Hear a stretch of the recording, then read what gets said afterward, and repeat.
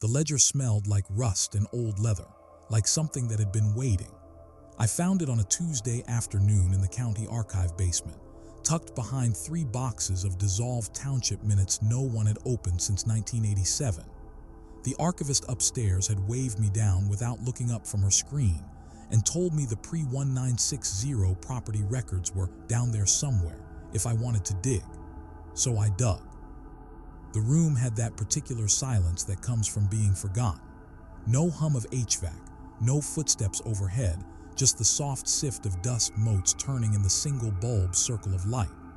I'd been looking for the original deed to my grandmother's house, the one my uncle claimed never existed, the one he'd built his entire partition suite around. 3 hours in, my fingers were gray with filth and my back ached, but I'd found nothing. Then I saw the spine, cracked burgundy cloth with no title, wedged vertically between 2 metal shelves like someone had shoved it there to forget it. I pulled it free, the binding crackled. Inside, the pages were brittle vellum covered in fountain pen script, blue ink fading to gray in places. Not a published record, a personal log. The handwriting was angular, impatient, and confident. I flipped to the first entry, April 1956. My grandmother's name appeared on the second page. But it wasn't alone. The entry read like a transaction record, except the language was wrong. E. Harrow, Parcel 14C, acquisition per arrangement, witness J. Finch, subject signature obtained under standard terms. Standard terms. I ran my finger under the phrase. Below it, in smaller script, a note. Subject unaware of rider clause embedded on page 7, paragraph 3. Contingency retained as discussed. I stopped breathing for a moment. Elara Harrow, my grandmother. She'd signed something and someone had buried a clause she never saw. I checked the date again. April 1956. That was the month she'd bought the house, the month she'd left my grandfather, and the month the family story said she'd finally won her freedom. Except this ledger suggested someone had sold her a different version of freedom, one with terms she hadn't agreed to. The page smelled like mildew and smoke, and my hands left prints in the dust along the margin. The archivist's chair scraped against linoleum somewhere above me. I photographed the page with my phone, 2 shots to be sure, then turned forward. More entries, other names I didn't recognize, parcels, riders, contingencies, all in the same hand, all logged with the calm precision of someone who knew no one would come looking. But I had. I closed the ledger carefully and felt its weight in both hands. Upstairs, a door slammed. The light flickered once, then steadied. I slipped the book into my bag next to the folder of photocopies I'd paid $4 to make, and I climbed the stairs with the kind of quiet you use when you've just found the knife someone thought they'd hidden. If my uncle wanted to talk about deeds and inheritance and what my grandmother truly owned, we could start with page 2. The ledger entry didn't fade when I closed my eyes that first night. I lay in the dark, listening to the old house settle around me, and the numbers kept glowing behind my eyelids. $18,000 transferred to Charitable Trust Orphanage Endowment, 1890. But the notation beside it, scrawled in faded ink, read Private Estate Westfield Acquisition. 2 destinations, 1 sum. The contradiction sat in my chest like a stone. I wanted to be angry. I wanted to throw something, call someone, and demand answers in the middle of the night. But anger is noise, and noise doesn't uncover truth. So instead, I lay there and let the shock settle into something colder, something more useful. My grandmother had always said that panic was the enemy of precision, and precision was what this moment required. The initial wave of betrayal, that sick, disorienting feeling of discovering a lie woven into your family's history, began to recede, leaving behind a strange, clear calm. I wasn't going to react. I was going to act. By morning, the weight in my chest had transformed. The shadow of confusion that had clouded my thinking the night before began to lift as I made a single decision. I would know the whole truth, not just the fragment I'd stumbled upon. I would trace every thread and follow every connection until the full picture emerged. This wasn't about emotion anymore. It was about evidence. I made coffee in the same kitchen where my grandmother had made hers, using the same chipped mug, and I felt her steadiness settle over me like a borrowed coat. She had left me this house, these papers, this mystery, whether she'd known it or not. And I would honor that by handling it the way she would have, methodically, quietly, without theatrics. The shadow of doubt that had plagued me through the sleepless hours was already beginning to recede, replaced by the first beam of light, the understanding that knowledge, not outrage, would be my weapon. I pulled the ledger back out and photographed every page with my phone, adjusting the angle to catch the faint annotations in the margins. The paper was fragile, the ink bleeding in places, but the meaning was sharp. Someone, over a century ago, had carefully recorded a deception. They documented their own betrayal, perhaps thinking no one would ever look closely enough to notice. But I had noticed, and now I needed to understand why. The rest of the morning, I sat cross-legged on the floor of my grandmother's study, surrounded by stacks of papers I'd inherited, letters, receipts, old photographs, and deeds to properties long since sold. I wasn't searching randomly. I was looking for context, for the connective tissue between that single ledger entry and the larger story it belonged to. The chaos of a century's worth of family documents contrasted sharply with the clarity beginning to form in my mind. I knew what I was looking for now, proof that the charitable orphanage my family had supposedly supported was something else entirely. By noon, I'd found the first thread, a newspaper clipping from 1891, announcing the grand opening of the Westfield Home for Foundlings, praised as a beacon of generosity funded by the esteemed founding families of our town. My family's name was there, listed among the benefactors, but tucked behind that clipping was a handwritten note on my great-great-grandfather's stationery. Westfield estate secured, orphanage facade complete, proceed with the subdivision plan. The light grew brighter. This wasn't charity, it was a cover. The Westfield Home for Foundlings had always been a point of pride in our town's history. Growing up, I'd heard the stories in school, how the wealthy families had banded together in the late 19th century to care for the children left destitute by factory accidents, epidemics, and economic collapse.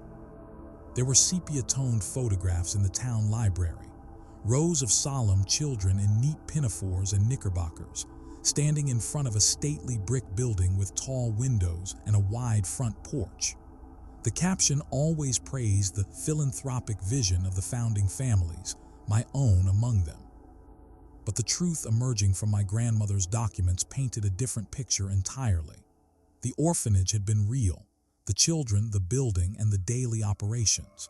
Yet the money designated for their care, the funds raised through public appeals and donor galas, had been systematically diverted.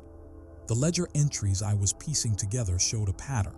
Donations would arrive, be recorded in one column, and then reappear in another as administrative costs or estate management fees. Those fees, in turn, corresponded to land acquisitions made by the founding families themselves, parcels of property surrounding the orphanage, purchased at rates far below market value, because the sellers believed they were contributing to a charitable cause. The Westfield estate was the crown jewel of this scheme. 18 acres of prime land on the edge of town, positioned perfectly for future development. The original owners, a farming family facing bankruptcy, had sold it for a fraction of its worth because they'd been told the orphanage needed room to expand, to build workshops where the older children could learn trades. But no workshops were ever built. Instead, the land was subdivided within 5 years and sold to developers at an enormous profit. The founding families pocketed the difference, and the orphanage children remained crowded into the original building, their living conditions deteriorating even as public praise for the institution's benefactors grew louder. I found records of the orphanage's actual expenses, threadbare budgets for food, coal, and clothing that barely met subsistence levels. Meanwhile, the founding families, including mine, built new homes, expanded their businesses, and sent their children to elite boarding schools. The contrast was sickening. They'd used the suffering of vulnerable children as a smokescreen for their own enrichment, and they'd done it with meticulous record-keeping, confident that their social standing would shield them from scrutiny. The shadow of this betrayal had lingered for over a century, hidden in plain sight because no one had thought to look past the glowing testimonials and commemorative plaques.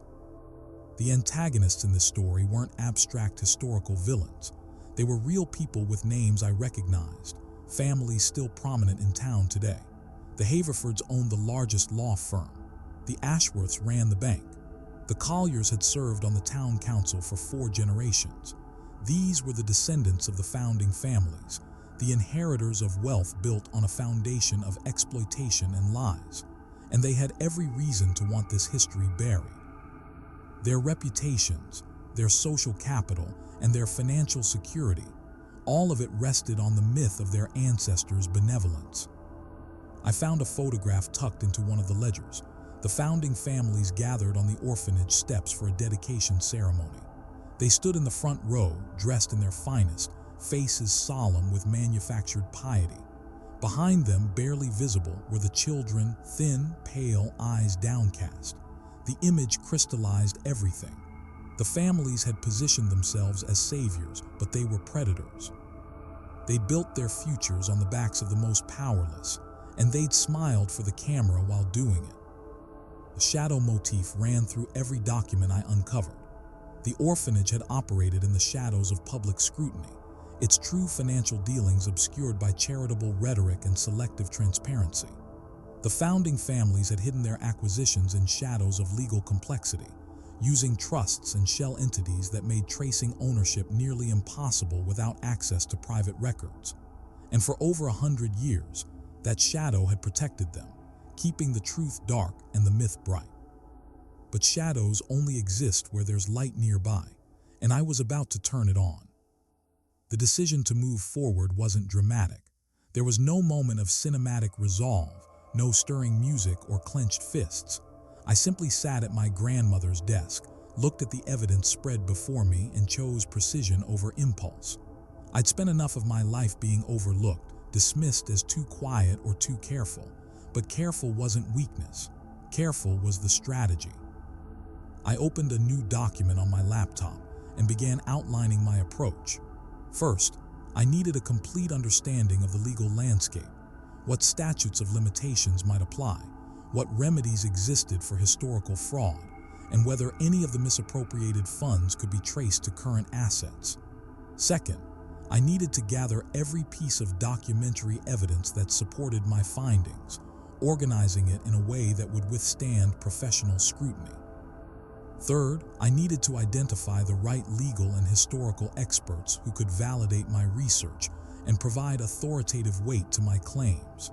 And fourth, I needed to do all of this quietly, without tipping off the families whose reputations depended on keeping these shadows intact. This was not revenge. Revenge was emotional, reactive, and often self-destructive. What I was planning was accountability, a measured, legally sound process of bringing hidden truth into the light. The contrast between those two approaches mattered. Revenge would have me storming into the Haverford law offices, throwing accusations, and demanding immediate justice. Accountability meant building an irrefutable case first, anticipating every counterargument, and presenting my findings in a way that left no room for dismissal or deflection. I thought about the people who would try to stop me once they realized what I was doing. They would call me obsessed, vindictive, and a troublemaker fixated on ancient history that had no relevance to the present. They would suggest I was dishonoring my own family by airing old grievances, that I was tarnishing the town's heritage for personal gain. But I wasn't doing this for personal gain. I was doing it because the children in that orphanage deserved better than to be forgotten, their suffering erased by a century of convenient mythology. And I was doing it because truth, even uncomfortable truth, mattered more than the comfort of the powerful. If you've ever felt the urge to uncover a hidden truth, tell me in the comments below. What was your first step? Was it anger that moved you, or something quieter, a nagging sense that the story you'd been told didn't quite add up? For me, it was the latter. The anger came later, but it was never what drove me. What drove me was the growing certainty that I had the skills, the resources, and the responsibility to pull back the curtain on a carefully maintained illusion. I began making lists. I identified 3 county archives I needed to visit, 2 university libraries with relevant historical collections, and 1 state repository where land transfer records from the 1890s were digitized. I noted the names of attorneys who specialized in trust and estate law, historians who'd written about philanthropy and social reform in the Gilded Age, and forensic accountants who could trace financial irregularities across generations. Each name went into a spreadsheet, along with contact information, areas of expertise, and potential costs. I wasn't wealthy, but I had some savings, and I was willing to invest every dollar if it meant getting this right. The methodical nature of this work was grounding. It kept me focused on process rather than outcome, on evidence rather than emotion. Every document I cataloged, every timeline I constructed, every connection I mapped, these were steps towards something solid, something that couldn't be waved away or discredited by people with more money and influence than I had. They could dismiss me, but they couldn't dismiss a century's worth of records that told the same story from a dozen different angles. By the end of that first week, I had a plan. It wasn't flashy, and it wouldn't happen overnight, but it was sound. I would spend the next 3 months gathering and organizing evidence, consulting with experts to ensure I understood the legal and historical context correctly, and then I would make my first formal inquiry, a carefully worded letter to the current board of the Charitable Foundation that had inherited the orphanage's mission. The letter would be polite, professional, and impossible to ignore. It would ask specific questions about the foundation's origins, its early financial records, and the disposition of the Westfield estate acquisition, and it would set in motion everything that followed.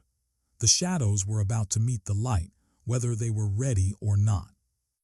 The county archives smelled like old paper and dust, a scent that became familiar over the weeks I spent there. I arrived when they opened at 9 and often stayed until they dimmed the lights at 5, my fingers stained with the grime of century-old documents, my eyes burning from hours of squinting at faded handwriting. This was unglamorous work, the kind that required patience more than brilliance and persistence more than inspiration. But it was also where the truth lived, buried in deed books and probate files and tax assessments that no one had examined in decades. I started with land records, tracing the ownership history of the Westfield estate backward from the present day. The current owners were a development company that had purchased the property in the 1970s, subdividing it into the upscale neighborhood that now occupied the site. Before that, it had been held by a realty trust established in 1923, and before that, it had belonged to the Orphanage Foundation, or so the records claimed. But the transfer documents from 1895, when the foundation allegedly sold the land to finance the orphanage's operations, contained irregularities that jumped out once I knew what to look for. The sale price was listed as $12,000, far below the property's assessed value of $32,000. The buyer was listed as Westfield Development Syndicate, an entity I could find no other record of in any county filing. Cross-referencing that syndicate name with newspaper archives yielded the first breakthrough. A brief mention in an 1896 business journal identified the Westfield Development Syndicate's principals, Harrison Haverford, George Ashworth, and Charles Collier, the same 3 men who'd founded the orphanage's board of trustees. They'd sold the land to themselves, undervalued it to minimize transfer taxes, and then resold parcels at market rate over the following decade. The profits never touched the orphanage's accounts. Instead, they appeared as deposits in personal banking records I found buried in probate files after each man died, records his heirs had submitted to settle estate taxes, never imagining anyone would connect them to a charitable foundation decades earlier. The volume of material was overwhelming at first. I filled 3 legal pads with notes, cross-references, and questions that spawned more questions. But gradually, patterns emerged. Every major financial decision made by the orphanage board in its first 15 years had benefited the founding families directly. A contract to supply coal for heating went to Ashworth's mining company at rates 20% above market average.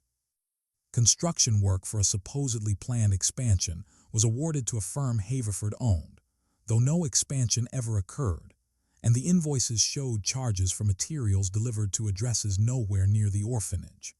Supplies purchased for the children, clothing, shoes, and bedding, came from vendors who paid kickbacks to Collier, documented in ledgers kept by a bookkeeper who'd later tried to blow the whistle, only to be dismissed as a disgruntled employee and run out of town. I found that bookkeeper's story in microfiche newspaper files, a tiny article from 1903 reporting his allegations and the board's swift, indignant denial.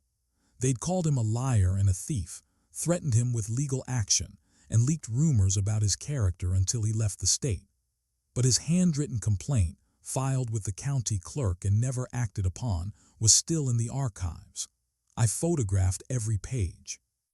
His meticulous documentation of falsified invoices, diverted funds, and self-dealing contracts corroborated everything I was finding independently. He'd been right, and they'd destroyed him for it. Digitized bank statements from the orphanage's accounts told another part of the story. Monthly deposits from donors, small amounts from ordinary citizens moved by appeals in church bulletins and civic newsletters, flowed in steadily. But the withdrawals were erratic and poorly documented, often listed simply as operational expenses with no itemization. Comparing those withdrawal amounts to the orphanage's actual expenditures, recorded in annual reports the board had filed to maintain their tax-exempt status, revealed massive discrepancies. In 1897 alone, the orphanage reported spending $6,000 on food, clothing, and medical care for 73 children. But the bank statements showed $18,000 withdrawn that year under the vague operational label. Where had the other $12,000 gone? Into land purchases, into the founding family's pockets, and into maintaining the illusion of prosperity that kept donations flowing. I built spreadsheets tracking every financial transaction I could document, color-coding entries by type and flagging inconsistencies. The spreadsheets grew into workbooks, and the workbooks into a database that let me query connections across decades. When had the largest withdrawals occurred? Right before major property acquisitions by the founding families. When had donor appeals intensified? Right after those acquisitions, when the orphanage's actual bank balance was dangerously low and bills were going unpaid. The founding families had treated the orphanage as a personal slush fund, timing their extractions to avoid immediate collapse while maximizing their own gain. One afternoon, deep in a box of miscellaneous correspondence, I found letters from parents, desperately poor families who'd placed their children in the orphanage believing they'd receive care, education, and a chance at a better life. The letters asked after specific children, inquired about visiting hours, and enclosed small sums of money to ensure their sons and daughters had what they needed. Many were addressed to the orphanage director, a man named Whitfield who'd served from 1892 to 1907. His replies, carbon-copied and filed, were masterpieces of reassuring deception. He praised the children's progress, described non-existent educational programs, and thanked the parents for their sacrifices. But internal memos I found elsewhere showed the truth. Overcrowded dormitories, inadequate meals, no real schooling beyond basic literacy, and a mortality rate high enough that the board had discussed whether to stop recording deaths individually to avoid alarming the public. The contrast between the public image and private reality was staggering. In newspaper accounts and fundraising materials, the orphanage was a haven of warmth and opportunity, its charges depicted as grateful recipients of enlightened charity. In the actual records, the ones never meant for public eyes, it was a warehouse for unwanted children, run on a shoestring while the people responsible for it grew rich. The shadows had been deep and deliberate, maintained through careful public relations, strategic philanthropy in other areas that burnished reputations, and a social structure that never questioned the benevolence of wealthy men. By the time I finished the research phase, I had assembled a case file that ran to 400 pages of organized evidence, supported by another 2,000 pages of source documents. I traced the money, identified the mechanisms of fraud, documented the human cost, and connected every thread to the founding families and their descendants. The initial confusion I'd felt staring at that single ledger entry had been replaced by absolute clarity. This wasn't a mystery anymore. It was a map showing exactly how the crime had been committed, who had benefited, and what it had cost the people it was supposed to help. The light was no longer a distant beam. It was a floodlight, and I was about to aim it. I drafted the letter on a Tuesday evening, revising it 7 times before I was satisfied. The tone had to be perfect, serious but not accusatory, detailed but not overwhelming, and professional enough to demand a response but calibrated to avoid triggering an immediate legal battle. I was creating a fissure, not an explosion. The goal was to make them aware that someone knew, someone had evidence, and someone wasn't going away. The final version ran to 2 pages. I addressed it to the executive director of the Westfield Charitable Foundation, the modern entity that had inherited the orphanage's mission after the physical building closed in 1968. The foundation now funded scholarships, community programs, and youth services, operating on the interest from an endowment that supposedly originated with those generous founding families. My letter opened with a respectful acknowledgment of the foundation's current work, then pivoted to questions about its historical origins. I noted that I'd been researching my family's involvement in the original orphanage and had encountered several financial records that seemed inconsistent with the foundation's public history.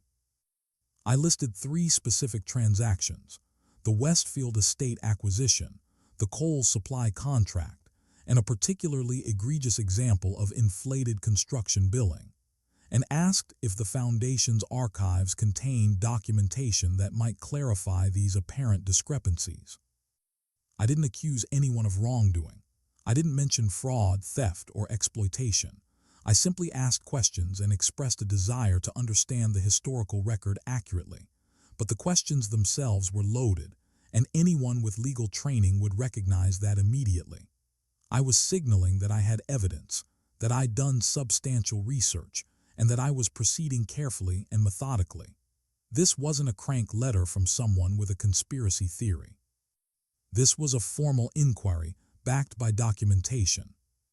I sent it via certified mail on a Thursday morning, paying the extra fee for a return receipt.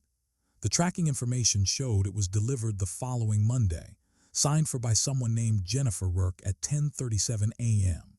Then I waited. The timeline for a response was one of those realism anchors that made the whole process feel both agonizingly slow and entirely believable. Large organizations don't respond instantly to complex inquiries. They have protocols, review processes, and legal consultations. I expected at least 2 weeks before I heard anything, possibly longer. The response came in 9 days, far faster than I'd anticipated. That speed told me everything I needed to know. I'd rattled them.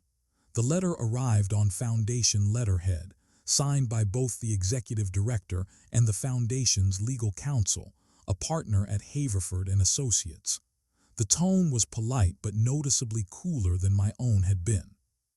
They thanked me for my interest in the Foundation's history and assured me that their records were complete, accurate, and had been audited multiple times over the decades. Regarding the specific transactions I'd mentioned, they noted that the orphanage had operated over a century ago under different regulatory standards, that many records from that era were incomplete or had been lost, and that attempting to reinterpret historical financial decisions through a modern lens was inappropriate and potentially misleading. The letter's final paragraph was the tell. They suggested that if I had concerns about historical record-keeping, I might consider consulting with professional historians rather than making inquiries that could create unnecessary confusion or reputational harm. They remained available to discuss the Foundation's current work, but respectfully declined to engage in speculative conversations about century-old transactions that had been settled long ago. It was a polite brush-off wrapped in legalese, but underneath was something sharper, a warning: back off. I read the letter 3 times, nodding every word choice, every subtle deflection. They hadn't answered a single one of my questions. They hadn't provided documentation or clarification. Instead, they'd asserted the adequacy of their records without offering to share them, implied that my inquiry was inappropriate, and introduced the specter of reputational harm, a veiled threat that further questions might be met with legal action for defamation or harassment. The contrast between my careful, evidence-based questions and their defensive, evasive response was stark. If they'd had nothing to hide, a straightforward answer would have been easy. Their refusal to provide one was confirmation that I was onto something significant. The speed of their response also suggested coordination. 9 days was just enough time for the executive director to contact the board, for the board to realize that several of the founding family's descendants still served on it, and for everyone to panic and consult lawyers. The involvement of Haverford and Associates was particularly telling. They were the premier firm in town, expensive and connected, not the kind of counsel a small charitable foundation would typically retain for routine correspondence. Bringing them in signaled that the foundation viewed my inquiry as a serious threat. I filed their letter in my growing case folder and drafted a brief reply, thanking them for their response and nodding that I would indeed be consulting with professional historians and legal experts as I continued my research. I kept it short and courteous, giving them nothing to escalate, but privately I marked this as a turning point. The fissure had appeared. They knew someone was looking into the foundation's past, and they were afraid of what might be found. That fear was the first beam of light piercing their carefully maintained facade, and it meant I was on the right path. The cease and desist letter arrived 3 weeks later, delivered by a process server who caught me coming out of the library with an armload of copied documents. He was apologetic, almost embarrassed, handing me the envelope and asking me to sign for it as if he were delivering something shameful. I signed, thanked him, and waited until I was back in my car to open it. Haverford and Associates had escalated. The letter, 6 pages of dense legal language, accused me of harassment, defamation, and tortious interference with the Foundation's operations. It claimed that my unfounded and malicious inquiries had created alarm among the Foundation's donors and board members, damaging the organization's reputation and its ability to carry out its charitable mission. It demanded that I immediately cease all research related to the Foundation, refrain from making any public statements about my findings, and destroy any documents I'd obtained that pertained to the Foundation's history. Failure to comply, it warned, would result in legal action seeking damages and injunctive relief. I read it twice, then sat in the parking lot and laughed, not from amusement, but from the sheer transparency of their desperation. This was textbook intimidation, the kind of aggressive legal posturing designed to scare off anyone without the resources or resolve to fight back. They were betting that I'd panic, that the threat of a lawsuit would be enough to make me abandon my research and slink away. But every word of that letter confirmed what I already knew. They were terrified because I was right. I'd made no public statements. I'd harassed no one. My single, polite inquiry hardly constituted defamation, especially since I'd framed everything as questions rather than accusations. The claim that I'd interfered with their operations was absurd. I'd asked for clarification on historical transactions, not disrupted their current programs. The demand that I destroy documents was particularly telling. Those documents were public records, obtained legally from county archives and libraries. They had no authority to demand their destruction, and the fact that they'd tried revealed how badly they wanted this information to disappear. I took the letter to an attorney I'd identified during my research phase, a solo practitioner named Margaret Chen, who specialized in First Amendment cases and had a reputation for not backing down from powerful opponents.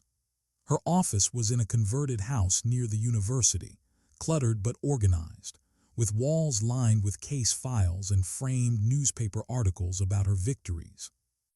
She read the cease and desist while I sat across from her, watching her expression shift from neutral to amused to outright incredulous. "This is garbage," she said finally, tossing the letter onto her desk. "Legally, it's nonsense. They're trying to bully you and they're doing it badly. You've done nothing actionable. Every document you've obtained is part of the public record, and asking questions, even pointed ones, is protected activity. If they actually file suit, we'll move to dismiss on anti-SLAPP grounds and probably win fees." The relief I felt was physical, a loosening in my chest that I hadn't realized was there. "So I can keep going?" "Absolutely. In fact, I'd recommend you do. This letter tells me they're panicking, which means you've found something real. Organizations with nothing to hide don't hire expensive lawyers to threaten people asking historical questions." She leaned back in her chair, studying me. "What's your end game here?" I told her, full disclosure of the founding family's fraud, restitution to the extent possible, and a corrected historical record. She listened without interrupting, then nodded. "All right. I'll draft a response to this nonsense, and I'll do it pro bono because I love calling out this kind of overreach. But you need to be prepared for them to get worse before they get better. They'll try other tactics, whisper campaigns, social pressure, maybe even going after your reputation. Are you ready for that?" I thought about the children in those sepia photographs, the parents who'd trusted their sons and daughters to an institution that exploited them, and the bookkeeper who'd been destroyed for telling the truth. "Yes," I said, "I'm ready." The response Margaret sent was a masterpiece of restrained contempt. In 3 crisp pages, she dismantled every claim in the cease and desist, cited case law protecting my activities, and noted that the Foundation's attempt to suppress legitimate historical research raised serious questions about what they were trying to hide. She concluded by stating that I would continue my research and would not be intimidated by baseless legal threats. The contrast between their bluster and her surgical precision was stark, and I imagined the reaction when the Haverford attorneys received it. The anonymous warning started 2 days later. A voicemail on my cell phone, the number blocked, a man's voice I didn't recognize. "You're making a mistake digging into things that don't concern you. People who cause trouble in this town tend to regret it." An email from a burner account. "Your grandmother would be ashamed of what you're doing to your family's name. Stop while you still can." A note left under my windshield wiper, handwritten in block capitals. "Back off or face the consequences." I documented everything. I saved the voicemail, printed the email, and photographed the note. Each threat went into a file folder labeled "Intimidation Attempts," with dates, times, and context. The contrast between their aggressive, anonymous tactics and my calm, methodical record-keeping was deliberate. They were acting out of fear and rage, lashing out to protect their inherited status and wealth. I was acting from principle, building a case that would withstand any scrutiny. Their desperation was proof of my effectiveness. The pushback extended beyond direct threats. I started hearing through mutual acquaintances that people were talking about me, saying I was obsessed, that I was attacking respected families over ancient history, and that I must have some personal grudge or mental instability driving this bizarre crusade. The founding family's descendants, leveraging their social connections, were trying to isolate me, to paint me as unreliable and vindictive. It was a predictable strategy, one that had probably worked for them before. But I wasn't isolated, and I wasn't silent. I continued my research, expanded my network of experts, and refused to engage with the rumors. When someone asked me directly about what I was doing, I described it accurately: historical research into charitable institutions and financial accountability. I didn't defend myself against accusations I hadn't heard directly, and I didn't let their attempts at social pressure alter my course. The fear driving their actions, fear of exposure, fear of losing their family legacies, fear of accountability, was understandable on a human level. But understanding it didn't mean excusing it, and it certainly didn't mean I was going to stop. The light was growing brighter, and shadows couldn't survive that. By morning, the house had the quiet I asked for, but the silence held a different weight now. Not emptiness, but expectation. I spread the documents across my dining table in neat rows.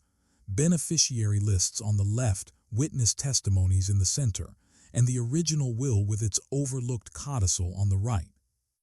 Each piece had arrived separately over weeks: a photocopy from a county clerk's basement, a notarized affidavit from an elderly woman in Baltimore, and a faded carbon copy unearthed from a law firm storage unit scheduled for demolition.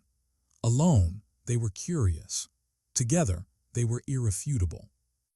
The ledger entry that had started all of this: estate transfer private, April 1923, $47,000, no longer floated in isolation. I had the corresponding deed, recorded 3 weeks later under a shell entity called Benevolent Holdings, Limited. I had the bank transfer authorization, signed by the orphanage's then treasurer, a man whose own will would later bequeath significant property to his descendants.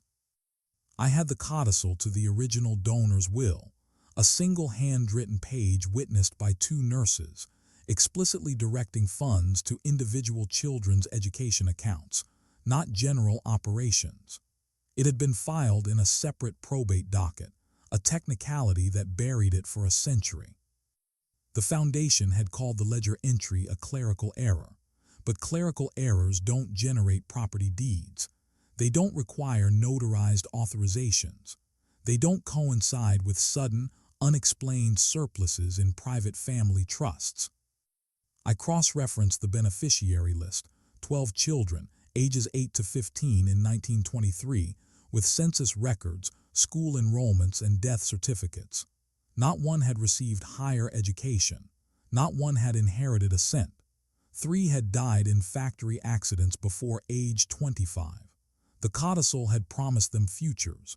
The foundation had promised itself real estate. I photographed the completed arrangement on my table, each document labeled with a small adhesive flag noting its source and date. The puzzle was no longer scattered. The ledger was no longer cryptic. It was a receipt for theft, and I had the matching invoices. What remained was not the question of what happened, but the question of what I would do with the answer and how many people would be willing to hear it when I spoke. The invitation came on foundation letterhead, cream-colored stock with embossed corners, requesting my attendance at the quarterly board meeting as a guest researcher. They thought I wanted acknowledgment. What I wanted was witnesses. I arrived 20 minutes early to the Heritage Hall on 16th Street, a renovated meeting space with high ceilings and portraits of past benefactors lining the walls. The foundation's director, a silver-haired man named Caldwell, greeted me with a firm handshake and introduced me to the 12 board members already seated around the long mahogany table. They smiled politely, expecting a brief presentation on historical preservation methods or archival best practices. I set my laptop on the table and connected it to the projector. The first slide was simple, a photograph of the ledger page, the entry circled in red. The second slide showed the deed to Benevolent Holdings, Limited, dated April 29, 1923. The third showed the codicil, magnified so the handwritten clauses were legible even from the back row. I didn't rush. I let each image sit for 10 seconds before advancing, long enough for recognition to settle, long enough for discomfort to build. Then I spoke. My voice was calm and measured, the tone I'd use to explain a recipe or give directions. I walked them through the timeline: the donor's death in March, the codicil's filing in probate, the ledger entry in April, and the deed 3 weeks later. I showed them the cross-referenced beneficiary list with census data overlaid, 12 names that should have been college-educated professionals but were instead laborers, seamstresses, and 3 early graves.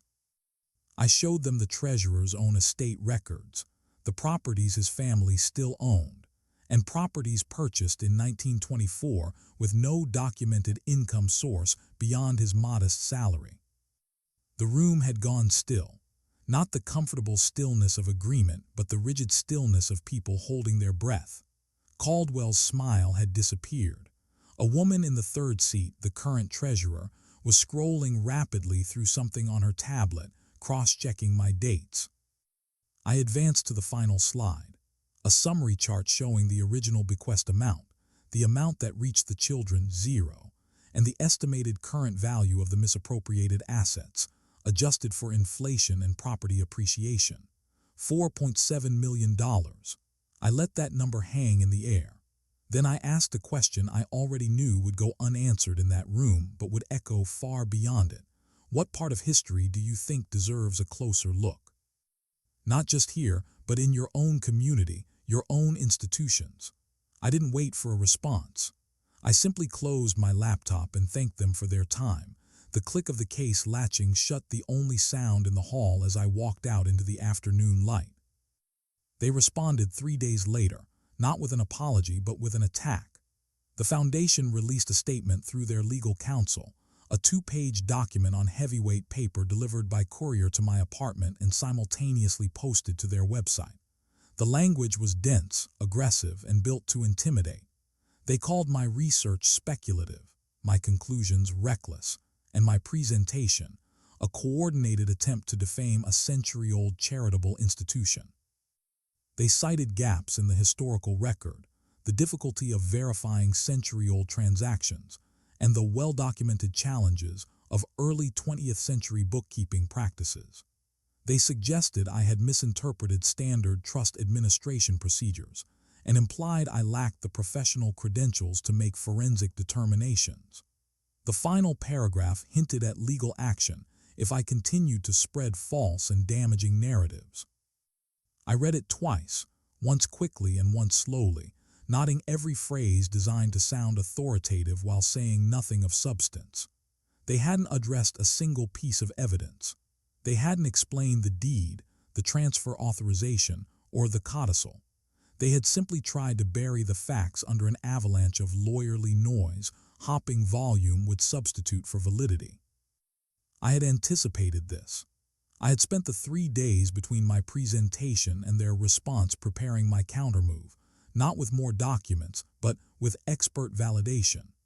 I contacted Dr. Raymond H.C., a forensic accountant who specialized in historical financial reconstruction, the kind of specialist called in for estate disputes involving multi-generational trusts.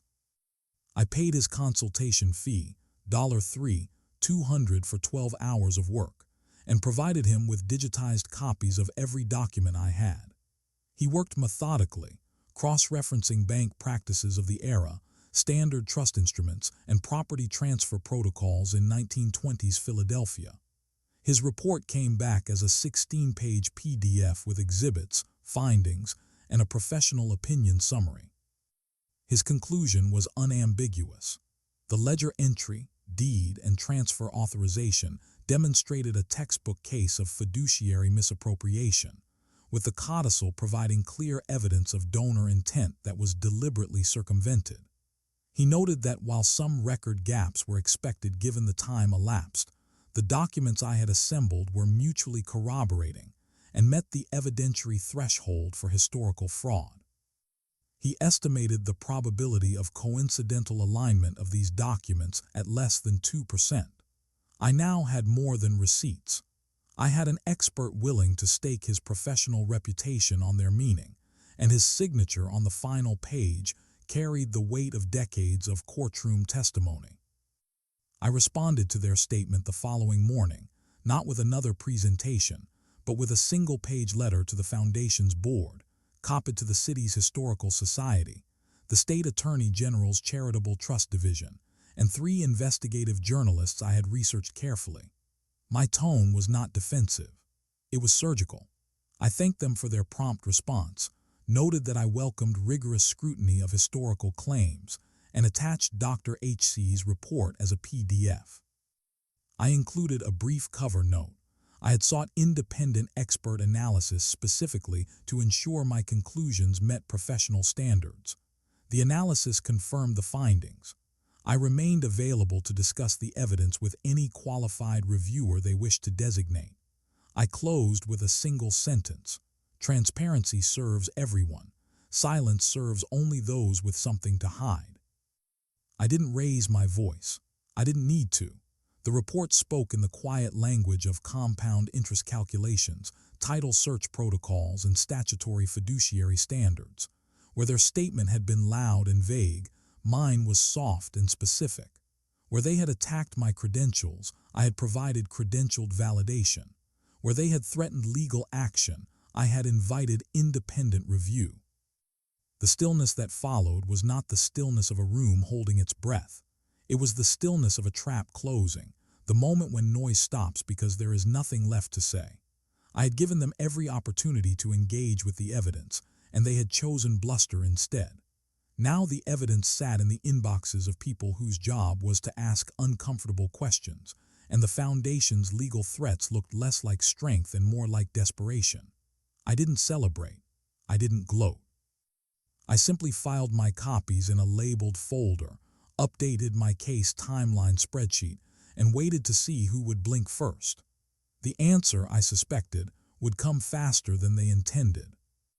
The first article appeared 6 days later in the Philadelphia Inquirer, a 4-column piece in the Metro section, with the headline, "Historical Orphanage Trust Under Scrutiny After Researchers' Claims." The reporter had done her homework. She had interviewed Dr. H.C., obtained comment from the State Attorney General's office, reviewing materials submitted by a concerned researcher, and reached out to 2 descendants of the original 12 children. One, a retired school teacher in her 70s, had never known her grandfather was supposed to inherit education funds. She cried during the phone interview, the reporter noted. The Foundation declined to comment beyond referring to their prior statement. By the weekend, the story had been picked up by 2 local television stations and a regional NPR affiliate. The Foundation's social media pages, previously quiet spaces for event announcements and donation drives, were flooded with questions, anger, and demands for accountability. People shared the articles with commentary. "This is why I don't trust charities. Those children deserved better, and someone needs to audit every old foundation in this city." The Foundation's reputation, built over a century of polished galas and glossy annual reports, was crumbling in real time, each share and comment a small crack in a facade that had looked unshakable just weeks before. The contrast was stark. For 100 years, they had controlled the narrative, their version of history printed in marble plaques and commemorative booklets. Now the narrative belonged to 12 children who never got to tell their story, and to a researcher who had refused to let that silence stand. I watched the coverage from my apartment, not with triumph, but with a quiet recognition that sunlight was doing what I alone could not, forcing visibility where there had been only shadow. The Foundation had tried to bury this with legal posturing. The public was digging it up with every click, every share, and every angry comment demanding answers. What had been a private betrayal was now undeniably public record, and the weight of that exposure was something no lawyer's letter could lift. The meeting request came through my email on a Tuesday afternoon, formal and brief. Caldwell, the Foundation's director, proposed a face-to-face conversation to discuss a path forward at the offices of their legal counsel, Whitmore and Stern, a mid-sized firm occupying the 9th floor of a glass tower downtown. The email was polite, almost deferential, a striking contrast to the aggression of their public statement 2 weeks prior. I agreed to meet the following Thursday at 2 o'clock. I brought nothing but a leather folio and a pen. The conference room was aggressively neutral, beige walls, a glass table, and ergonomic chairs that cost more than my monthly rent. Caldwell sat across from me, flanked by 2 attorneys, a man and a woman, both in dark suits that signaled expensive retainers. There was no Foundation board present, no treasurer, and no witnesses beyond legal counsel. They had wanted privacy for this. I had wanted clarity. Caldwell opened with pleasantries about the weather and traffic, his voice smooth and practiced, a technique meant to establish rapport and soften the room. I let him finish, then set my folio on the table without opening it. I didn't need notes for this. He shifted in his chair, glanced at the male attorney, and began the real conversation.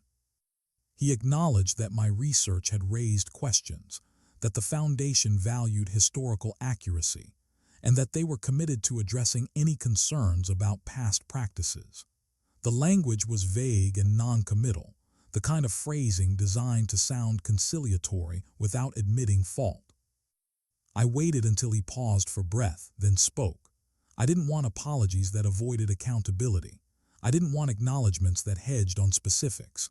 I wanted restitution for the theft committed a century ago, and I wanted structural changes to ensure it couldn't happen again.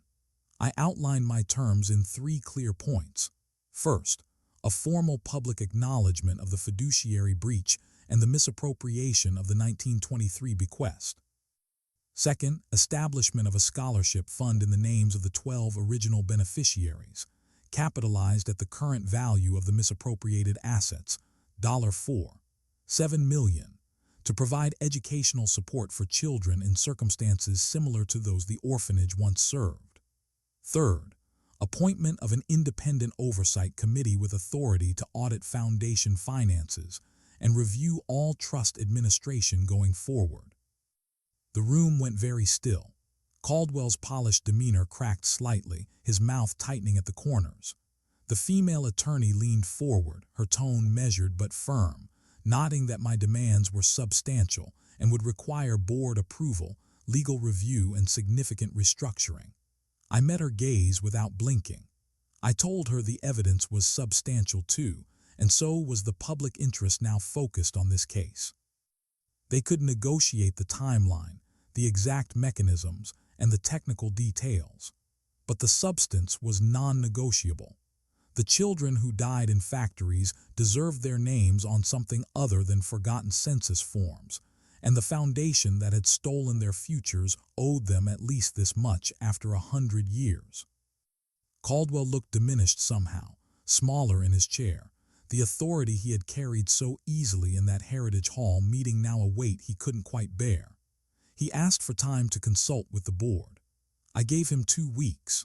We shook hands across the glass table, the formality hollow, and I walked out into the corridor with the certainty that the power in that room had shifted in ways that could never be undone. The settlement agreement was executed on a humid morning in late August, signed in the same neutral conference room where I had outlined my terms 9 weeks earlier. The process had been exactly as tedious as I expected. Multiple drafts, red-line clauses, negotiations over precise language and implementation timelines, and more than one tense phone call where foundation attorneys tried to soften the public acknowledgement or reduce the scholarship fund capitalization. I held firm on every substantive point. They conceded incrementally and reluctantly, but they conceded. The final agreement was 12 pages, dense with legalese but clear in its binding commitments. Section 2.1 contained the public acknowledgement, a statement the foundation would release within 30 days, admitting that historical review has revealed a breach of fiduciary duty in the administration of the 1923 Hargrove bequest, resulting in the misappropriation of funds designated for the educational benefit of 12 named child beneficiaries. The language was carefully crafted and legally precise, but it said what needed to be said. They had taken money that wasn't theirs, and children had suffered for it. Section 3.4 established the 12 Voices Scholarship Fund, capitalized at $4.7 million, with funds to be transferred from foundation reserves and certain liquidated real estate holdings within 90 days. The scholarships would support children aging out of foster care or orphanage systems in pursuing post-secondary education or vocational training. Each of the original 12 beneficiaries was named in the fund's charter, their stories to be included in all scholarship materials, ensuring their identities would be remembered, not as victims, but as the reason this second chance existed. Section 5.2 created the Independent Oversight Committee, a 5-member body with authority to conduct annual financial audits, review trust administration, and report findings publicly. I was offered a seat on the committee. I declined. My role had been to uncover, not to manage, but I recommended 3 people whose judgment I trusted, and 2 were appointed. The court order came 10 days after signing, a routine approval from the probate division since the settlement involved the reassignment of trust assets. Judge Melinda Cow, a no-nonsense jurist known for skepticism toward institutional self-dealing, signed the order with a brief notation on the docket. Approved. Long overdue. The foundation had 30 days to comply with each provision, with quarterly status reports required for 2 years. The theft had taken minutes to execute in 1923. The correction took months of paperwork, legal fees that exceeded $180,000 in total, and the dismantling of a century's worth of comfortable assumptions. But it was done, and the ledger that had once recorded a crime now recorded its correction. The orphanage building itself still stood on Walnut Street, a 3-story brick structure with limestone cornerstones and tall windows that had watched generations come and go. It hadn't housed children since the 1970s. The foundation had converted it into administrative offices and a small museum documenting the history of child welfare in the city. I visited 3 months after the settlement, not for research this time, but simply to see it with different eyes. The tarnished brass plaque near the entrance, installed in 1925, still bore the names of the foundation's early benefactors, men who had donated generously, publicly, their philanthropy immortalized in metal. There was no mention of the 12 children, no acknowledgment of the codicil that had promised them something more than survival. That would change. The settlement required new historical markers, accurate ones, to be installed by the following spring. Inside, the museum's permanent exhibit had been quietly updated. A new display case now held a reproduction of the ledger page, the deed, the codicil, and a brief explanatory text written in plain language. It didn't sugarcoat. It explained what had happened, why it had remained hidden, and what was being done to address it. Beside the case, a digital screen rotated photographs of the 12 children, their names, and brief biographies compiled from census records and family interviews. They were no longer anonymous line items. They were James, Margaret, Thomas, and Ruth, real people with faces and stories and futures that had been stolen. The foundation's executive director, a new hire brought in after Caldwell's quiet resignation, had embraced the shift with surprising earnestness. She had written in the latest annual report that the foundation's legacy was not its century of operation, but its willingness to confront its past and build something better from the wreckage. I didn't know if she meant it, or if it was simply good public relations in the wake of scandal. But the words were there in print, and the scholarship fund was real, and the oversight committee was holding quarterly meetings. Light was reaching places that had been dark for too long, and whether that light came from genuine remorse or strategic damage control mattered less than the fact that it was shining at all. The oversight committee held its first public meeting in November, a Saturday morning session in a community center conference room open to anyone who wanted to attend. Approximately 40 people showed up: journalists, nonprofit watchdogs, a few descendants of former orphanage residents, and several people who simply wanted to see accountability in action. I sat in the back row, observing, no longer the central figure, but a witness to the process I had set in motion. The committee reviewed the foundation's financial statements line by line, asking pointed questions about expense allocations, investment strategies, and vendor contracts. They requested documentation for several transactions that seemed inconsistent with the foundation's charitable mission: a $12,000 retreat at a resort in the Poconos, and a consulting contract with a firm owned by a board member's nephew. The new executive director answered some questions smoothly, stumbled over others, and promised follow-up reports on the rest. It wasn't perfect, but it was transparent, and transparency was the antidote to a century of opacity. The ledger, once a symbol of hidden theft, had become something else in these meetings, a symbol of balanced accounts, of numbers that added up correctly, of transactions that could withstand scrutiny. The committee had adopted it as an informal logo, a simple graphic of an open ledger book on their meeting agendas and reports. It was a quiet reclamation, turning an instrument of fraud into an emblem of truth. My role had shifted from investigator to guardian, though not in any official capacity. I attended most meetings, read every quarterly report, and maintained relationships with the committee members. I offered context when they asked, historical background on foundation practices, and insights into document interpretation. But I didn't lead. I had uncovered the theft. They were safeguarding against its recurrence. The burden I had carried alone for months, the weight of knowing and the responsibility to act, was now distributed across 5 committed people with legal authority and public accountability. I felt lighter, not because the work was finished, but because it was no longer mine alone to carry.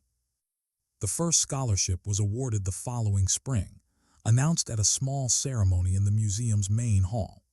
The recipient was a 19-year-old named Isaiah, aging out of the foster care system with a GED and an acceptance letter to community college for engineering. He stood at a makeshift podium, visibly uncomfortable in a borrowed suit, and thanked the committee in a voice that wavered with emotion he was trying to hide. He said he hadn't known people like him were supposed to get chances like this. He said he thought he'd be working warehouses for the rest of his life, that college was something for other people, people with families and money and safety nets. The 12 Voices Scholarship had changed the equation. I watched from the 3rd row as Isaiah shook hands with the committee members, as photographers captured the moment, as the new executive director presented him with an oversized ceremonial check. I thought about the 12 children whose names were engraved on the plaque beside the podium, children who had never received their ceremonial checks, who had died without knowing they had been owed anything at all. This moment didn't erase that injustice, but it honored it, transforming it from a forgotten theft into a living correction, one scholarship at a time. After the ceremony, Isaiah approached me. Someone had told him I was the researcher who had uncovered the original documents. He wanted to thank me personally. I told him the thanks belonged to 12 people he'd never meet, people whose stolen futures had made his possible. He nodded, serious, and said he'd remember that he'd make it count. We shook hands, and I believed him. The contrast was almost overwhelming.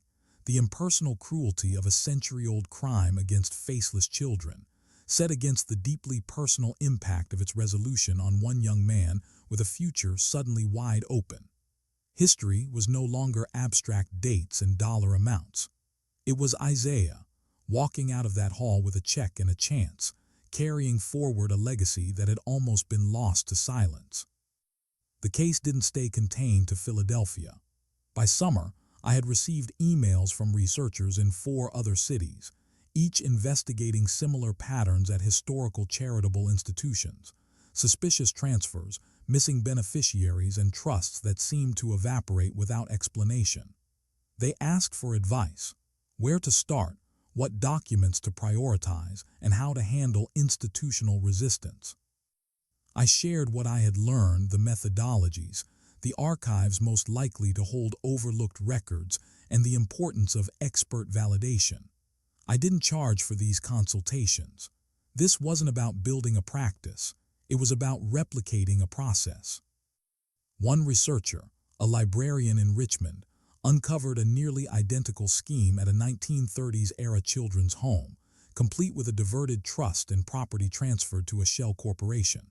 She used my case as a template and even cited Dr. H.C.'s methodology in her own expert consultation. Within 8 months, that foundation had also reached a settlement, establishing a scholarship fund and public acknowledgment.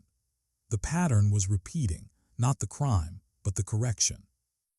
A local nonprofit focused on foster care advocacy invited me to speak at their annual conference, a workshop on historical accountability and its modern implications. I was nervous. Public speaking had never been a strength, but I agreed. 70 people attended, filling a hotel conference room with notebooks and questions. I walked them through the process. The initial curiosity, the archive work, the moment the ledger entry clicked into focus, the resistance and the resolution. I emphasized that this wasn't about grand gestures or dramatic confrontations. It was about patient research, meticulous documentation, and a refusal to let inconvenient truths stay buried. The questions afterward were sharp and thoughtful. One woman asked how I had maintained motivation during the months when progress seemed invisible. I told her the truth. I hadn't always maintained it. There were weeks I wanted to quit, days the work felt pointless, and moments I doubted whether anyone would care about children dead for 80 years. But I kept returning to the ledger, to those 12 names, to the simple fact that a wrong had been documented and I had the tools to prove it. Motivation wasn't a constant. It was a choice I made repeatedly, some days easier than others. Another attendee asked if I thought one historical case could really change anything systemic. I considered the question carefully. One case wouldn't dismantle systemic inequality or erase a century of institutional failures, but it could establish a precedent, demonstrate a methodology, and inspire others to ask uncomfortable questions about their own community's sanitized histories. The ripple effect wasn't guaranteed, but it was possible, and possibility was more than had existed before I opened that ledger. A single historical wrong, fully addressed, could spark a wider movement for accountability, not because it solved everything, but because it proved something could be solved at all. 2 years after the settlement, I launched a small independent project, the Historical Accountability Archive, a digital repository where researchers could share findings, methodologies, and case studies related to uncovering institutional misconduct in charitable and public trusts. It wasn't fancy, a basic website, a shared document database, and a forum for collaboration. I funded it myself initially, and later through small grants from transparency-focused foundations.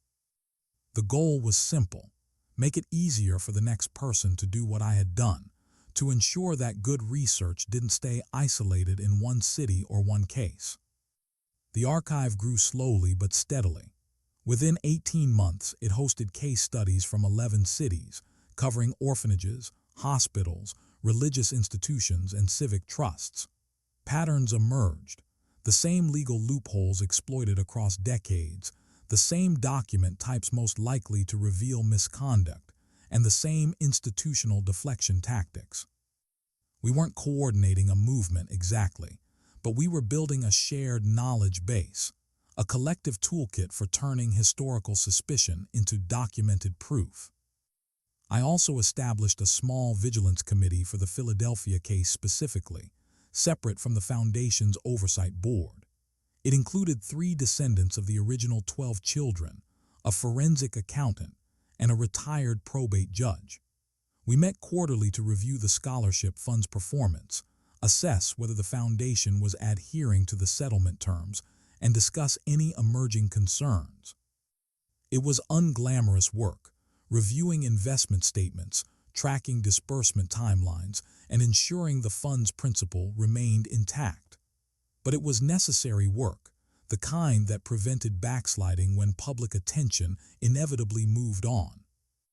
The ledger, once a single page in a dusty archive, had become a framework, a model for how silence could be broken, how theft could be corrected, and how forgotten people could be remembered with something more than sympathy.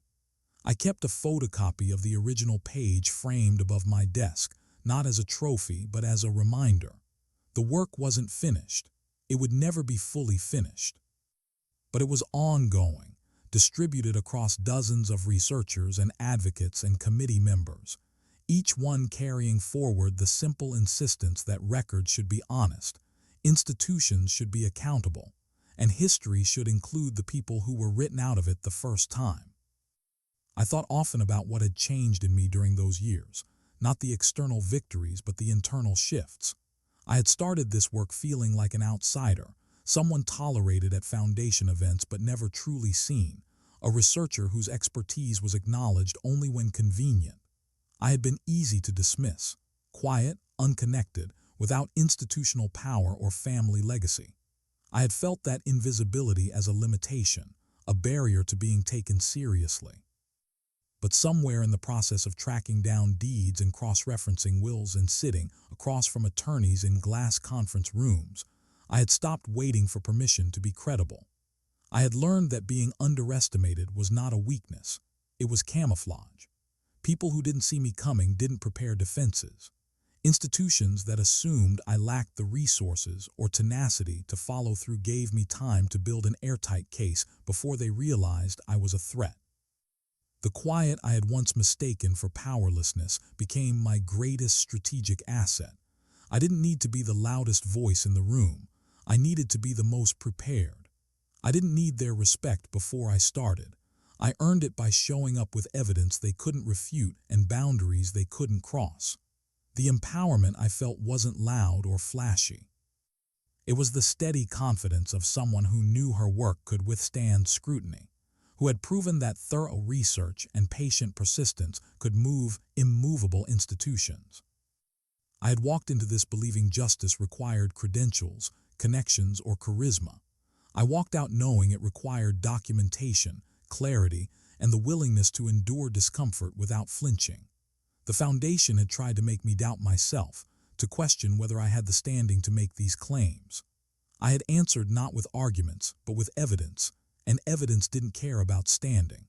It simply was, and I had been the one willing to find it and fight for it when no one else would.